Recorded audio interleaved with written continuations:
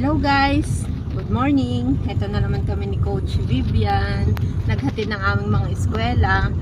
So, ngayon, gusto naming i-share, mag-share ng konti. Kasi marami pong nagtatanong, ano daw po ba yung, especially po ito sa mga OFW ha. So, sa mga OFW, para sa inyo po itong video na to. So, marami po nagtatanong, ano po ba ang magandang umpisahang investment? So, napakarami po, alam niyo, napakaraming investment ang naglalabasan. So, huwag po kayong masisilaw sa mga investment na kapag sinabi sa inyo na dodoble ang pera nyo in few weeks or months, so yan po ay malamang ay scam. So, huwag po kayong masisilaw sa mga quick money scheme. So, ang unang pinaka the best investment na magagawa po natin is unang-una ay sa ating sarili. So, sabi nga, investment in knowledge pays the best interest.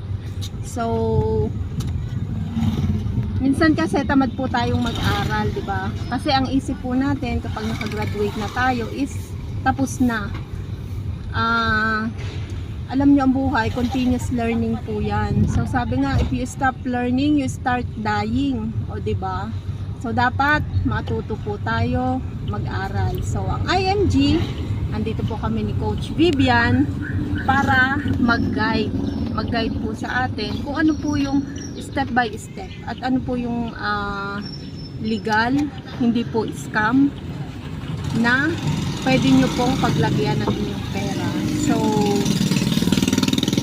nag-o-offer po kami ng mga libreng webinar, ng mga may mga recorded videos din po kami para at least sa bakante yung oras is mapag-aralan nyo. So guys, message lang po kayo sa amin kung gusto nyo pong matuto. Ito po ay free from IMG. Coach Vivian, anong masishare mo about sa